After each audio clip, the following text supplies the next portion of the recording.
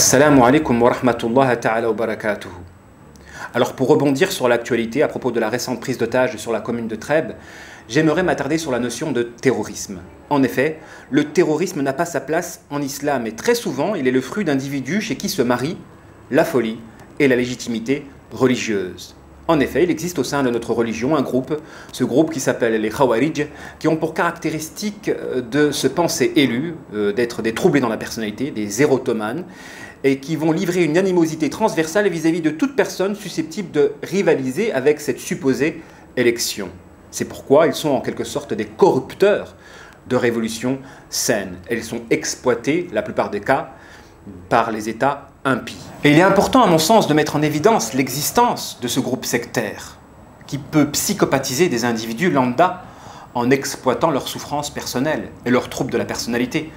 Car très souvent, les gens qui appartiennent au groupe des Khawarij sont des personnes qui sont troublées dans la personnalité, qui ont souffert durant leur enfance, etc., etc., et qui recherchent par lâcheté un bouc émissaire à leur douleur en s'attaquant à des innocents moyennant le terrorisme.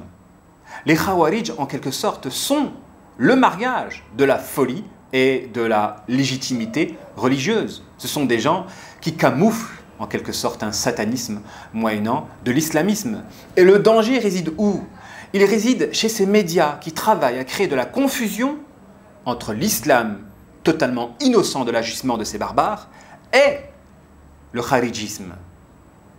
Le danger réside là, dans cette confusion que les médias, qui sont une arme de manipulation massive, exploitent.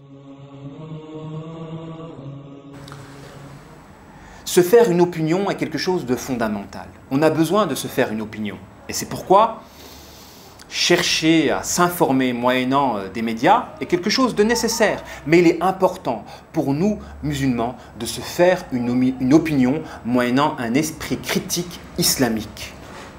Il est interdit de s'informer moyennant des médias qui travaillent à déformer la réalité et à nous éloigner de l'islam. Et vous en avez même au sein de, entre guillemets, la communauté, comme Oumma.com, Beurre FM, Radio Maghreb, qui sont en réalité des médias qui travaillent à déformer l'islam et à nous éloigner de la religion. C'est pourquoi, si se faire une opinion est quelque chose de fondamental, parce que l'opinion oriente le mouvement, alors il est nécessaire de chercher à se faire une opinion moyennant un esprit critique islamique authentique. Wassalamu alaikum wa rahmatullahi ta'ala wa barakatuh.